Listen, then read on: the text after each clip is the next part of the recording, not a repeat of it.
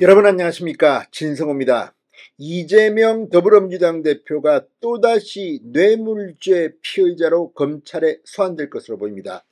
자, 방금 전 채널A가 이재명 대표를 수원지검이 피의자로 전환했다고 단독 보도했습니다. 곧 이재명을 수원지검도 소환할 것으로 보입니다.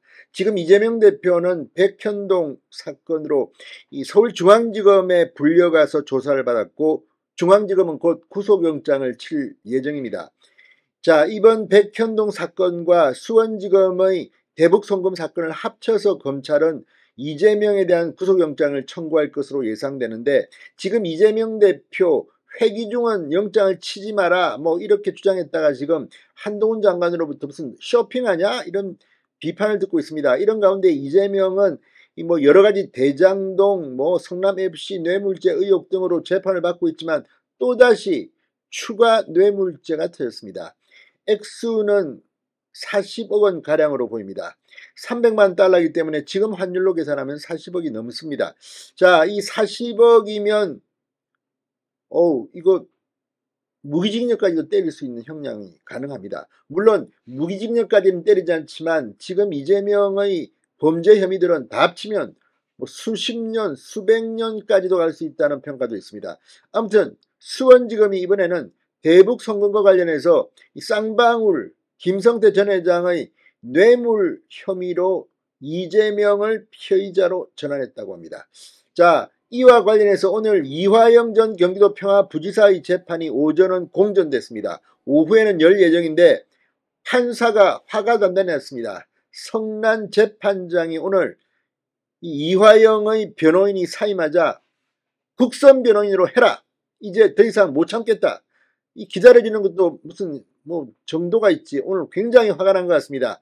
자, 이화영 재판은 이 재판 도중 이화영의 부인이 방청석에서 정신 차려라, 이게 이재명 재판이냐고 떠들면서 이 이화영 변호인을 사임기를 제출해서 논란이 됐고, 그 다음에는 김영태 이 대표 변호사가 또 등장했다가 또 중간에 나갔습니다. 이렇게 시간을 자꾸 끄니까 판사가 화났습니다. 오늘 해광 법무법인 변호사들이 사임기를 내고 또 나오지 않자 판사가 충격 명령을 내렸습니다. 오후부터 재판을 한다.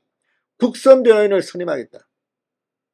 물론 이화영이 국선 변호인으로 만족하지 않고 사선을 쓰겠죠. 그러나 지금 이재명 측과 민주당 이화영 재판을 지금 방해하는 것이 아니냐는 의심이 들고 있습니다. 이거 나중에 이재명에 대한 이 뇌물 혐의 구속영장이 청구되면 구속 가능성이 더 높아지는 겁니다. 아무튼 오늘 이화영 재판은 지금 오전 재판 때 재판장이 화가 났습니다. 그리고 검찰은 이화영의 대북송금 등등과 관련해서 이재명을 드디어 피의자로 전환하고 곧 소환한다고 채널A가 단독 보도했습니다. 이재명 지금 회기 중, 그러니까 정기국회가 열릴 때 다시 체포동의안이 국회에 오고, 이번에는 이 비명계가 아마 반란을 일으킬 겁니다. 그러니까 친명계가 그게 겁나니까 아예 투표를 보이콧하자 이렇게 지금 주장하고 있습니다. 그러나 그게 뜻대로 될까요? 아무튼 이재명은 이제 시간 문제지 정치 생명이 거의 끝나는 듯 보입니다. 진성호의 융단 폭격 시작합니다. 이재명 민주당 대표를 융단 폭격합니다. 방송에 앞서 아직 진성호 방송의 구독자가 아니신 분은 붉은색 구독 버튼 눌러주십시오. 더 좋은 방송으로 보답하겠습니다. 자, 이재명 대표가 쌍방울의 대북송금과 관련해서 참고인 신분에서 피의자 신분으로 전환된 것으로 확인됐다고, 그리고 이재명 대표에 대한 소환조사가 임박했다고 채널A가 방금 전 단독 보도했습니다. 수원지검 형사 6부는 최근 이재명 대표에 대해 제3자 뇌물 혐의를 적용해 피의자 신분으로 입건한 것으로 확인됐습니다. 경기도지사 재직 시절 쌍방울 그룹에 대북 사업에 관한 특혜를 제공하는 대신 북한에 방북비용 300만 달러를 건네도록 한 혐의를 적용한 겁니다. 300만 달러, 40억이 넘습니다. 이 정도 액수면 뇌물죄로는 상당히 오랫동안 감방에 가야 합니다. 유죄라면 말입니다. 자, 검찰은 지난달 초 이화영 전 부지사가 이재명 대표에게 쌍방울 그룹의 방북비용 대납 사실을 보고했다. 그 뒤 피해자 전환 여부를 계속해서 검토해봤습니다. 최근 검찰에 출석한 이화영 전 부지사는 방북비용 대납을 보고했다는 취지의 기존 입장을 유지한 것으로 전해졌습니다. 자, 검찰은 이달 말쯤 이재명을 불러 조사하겠다는 방침인데 조사를 마치는 대로 서울중앙지검의 백현동 사건과 묶어서 구속영장을 청구하는 게 유력하다는 게 법조계의 관측입니다.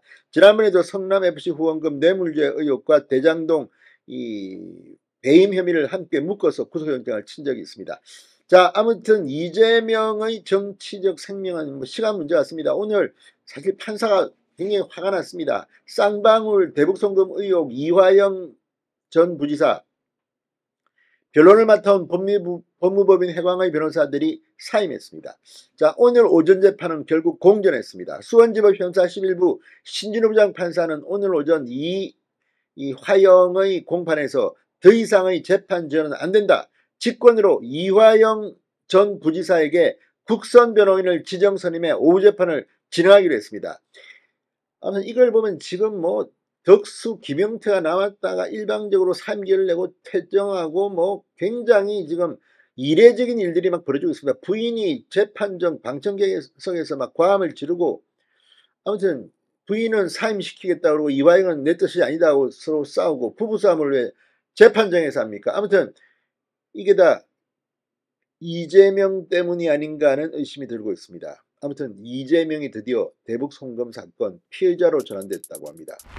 이재명 더 이상 추한 모습을 언제까지 보일지 귀추가 주목됩니다. 진성호의 융단 폭격이었습니다. 여러분 감사합니다.